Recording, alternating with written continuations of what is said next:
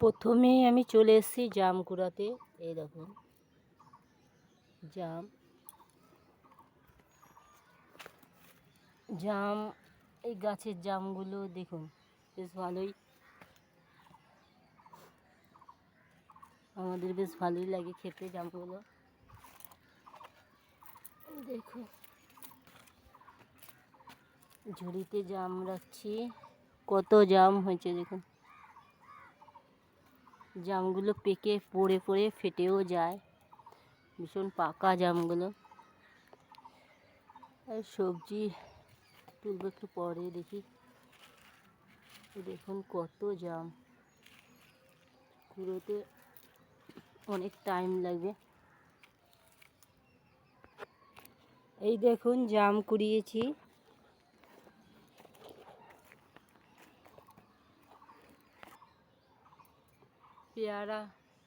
পেয়ারা পেকে গেছে গাছে, দেখুন পেয়ারাগুলো পেকে গেছে। জামগুলো একটু ধুয়ে নিচ্ছি,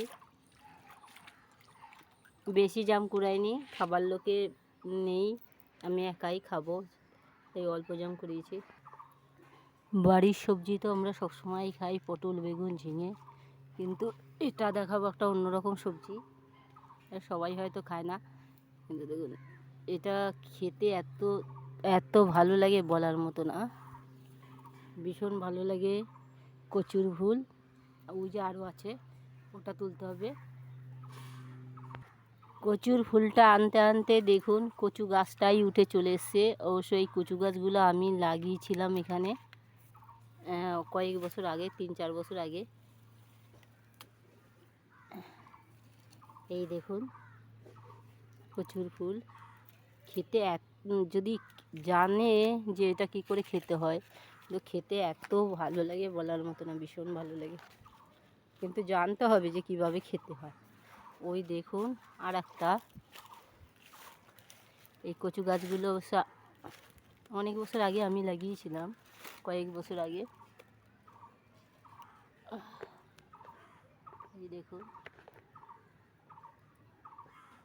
কোথায় দেখা যাচ্ছে না, এই তো, এই দেখুন আমি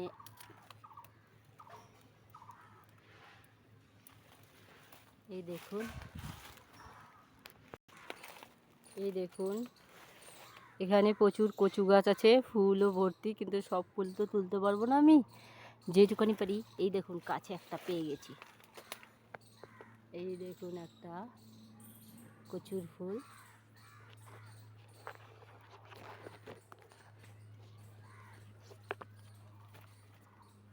দেখুন ঠিক করে রান্না করতে পারলে, মানে যারা রান্না করতে জানে, এত ভালো খেতে এই সবজিটা, ভীষণ ভালো খেতে, কিন্তু সবাই, দুঃখের বিষয়, সবাই রান্না করতে জানি না। আমিও খুব বড় রাঁধুনি নয়, কিন্তু কয়েকবার রান্না করেছি, খেয়েছি, খুব ভালো লেগেছে।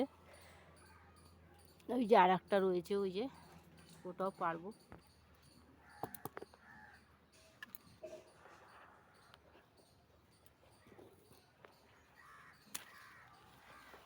দেখুন ভীষণ সুন্দর খেতে এই ফুলগুলো। এখানে দেখুন দুটো কচুর ফুল আছে, দাঁড়ান দেখাচ্ছি। জঙ্গল ভর্তি, জঙ্গলে সাপ থাকতে পারে, বুঝতে পারছেন। এখানে দেখুন এই যে দুটো, তিনটে, আর একটা হচ্ছে, এই যে এটা হোক বড়। এই দেখুন দুটো কচুর ফুল, রান্না করতে পারলে অসাধারণ লাগে খেতে এই ফুলগুলো, ভীষণ সুন্দর খেতে, যারা জানে। এই দেখুন আজকে আর দেখুন কত ফুল তুলেছি, আর একটা তুলবো, এটা তুলবো, তেলাকুচি শাক, তেলাকুচি শাক তুলবো আজকে। রোজ কুমড়ো শাক, বিভিন্ন এক এক দিন এক এক টাইপের শাক খাবো, রোজ একই শাক ভালো লাগে না। দেখুন তেলাকুচি শাক, এইখানে আরও আছে। এই দেখুন জঙ্গলের মধ্যে হয়ে রয়েছে তেলাকুচি শাক, এই দেখুন আরও আছে। আরও আছে খেতে, এইসব শাক বিনা সারের তো প্রচুর, মানে খেতে ভীষণ টেস্ট লাগে, ভালো লাগে। আর মানে খুব মজার লাগে খেতে। আর রোজ একই শাক খাই, একটু পাল্টে পাল্টে খাই মাঝে মাঝে। এই দেখুন তেলাকুচা শাক এখানে ভর্তি আছে, দেখুন আরও ডগা প্রচুর। সব সময় একই ধরনের শাক খেয়ে মুখে অরুচি হয়ে যায়, মাঝে মাঝে একটু পাল্টে সাল্টে খেতে হয়। আর আমি যে মানে শাকগুলো লাগাই এবং খাই বেশিরভাগই মানে বিনা সারের। আর তরকারিতে দেওয়ার মাত্রই এগুলো গলে যায়। আর কুমড়ো, বেগুন, আলু দিয়ে এই শাকটা করলে এত সুন্দর লাগে খেতে। আবার অনেকে যারা মাছ খায়, মাছ ফাছ দিয়ে করলেও ভীষণ সুন্দর লাগে খেতে। মানে যারা জানে তারা বোঝে যে এই শাকটা কত, এমনি উপকারও আছে, ভীষণ উপকার। ডাক্তাররাও বলে অনেক সময় যে এই শাকগুলো খাবেন। এই দেখুন এখানে একটা লম্বা করে হয়ে আছে, এই দেখুন কত বড় ডগা। তেলাকুচা শাকের ফুলও হয়ে আছে, দেখুন ফুল হয়ে গেছে। আমি শাকটা তুলব, এই দেখুন